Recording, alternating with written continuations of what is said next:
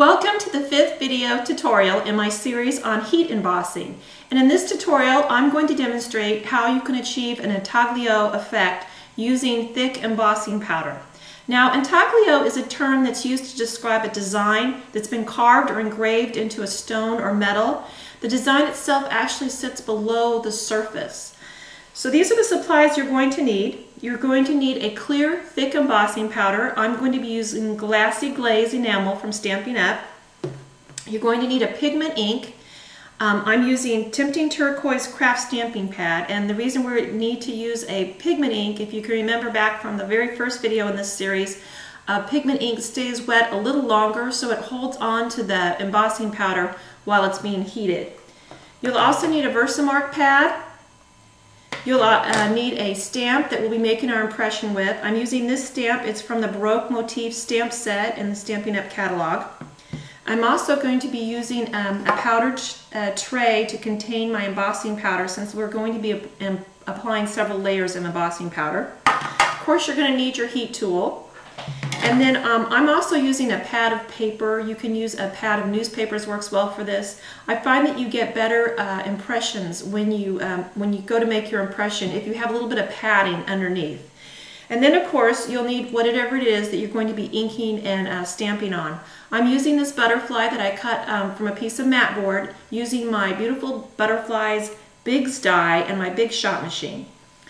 Okay, so let's get started. The first thing that you need to do, getting ahead of myself here, is you need to prep the stamp. Okay, so you're going to take your Versamark pad and you're going to coat that stamp. And this will help it release from the embossing powder when you make your impression. So get that inked up and you just set that aside so it's ready to go. And then you get your shape out that you're going to be inking, and we're going to start with our pigment ink first. And the first time you apply the ink, the first layer, depending on what you're using, chipboard or whatever, you're going to notice that you really have to apply quite a bit of ink because it tends to really want to absorb that first layer before you get any of your embossing powder down on it. So make sure that you have this really well inked. And then once it's inked, I'm going to bring over my embossing powder. Now, normally if I was using a Versamark pad, I just take this and dump it straight into my embossing powder. But because I don't want to take the chance of contaminating it with this blue ink, if some of it should come off, I'm going to sprinkle my embossing powder over my shape in this tray here. It's kind of like, I feel like I'm making sugar cookies almost. Okay, so we're going to pick that up. Oops. And if this doesn't have any blue specks in it, it's okay to put back here in my embossing powder. Okay, so we're ready to heat that first layer of embossing powder. You're going to start applying your heat. And like I've said in the previous videos, it's pretty easy to tell when that embossing powder has melted because it takes on a real shiny look to it.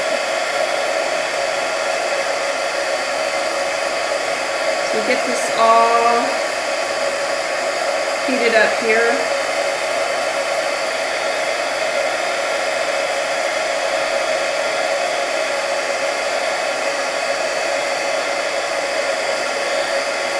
Okay, so we've got one layer of embossing powder. Now, some people would, while this is hot, they just go ahead and apply more embossing powder right to it. But I like to apply one more layer of ink just to make sure we've got that color good and saturated. And normally I'd let it cool just a little bit so it's not too sticky. But I'm going to go ahead and put one more layer of ink on here. Just, you know, in case there's any little spots that I missed. But it also just helps to make the color just much more rich. Okay, so I'm going to bring my tray over. Sprinkle over my embossing powder again. Pick this up. Try not to knock off too much of the embossing powder. Okay, heat it again.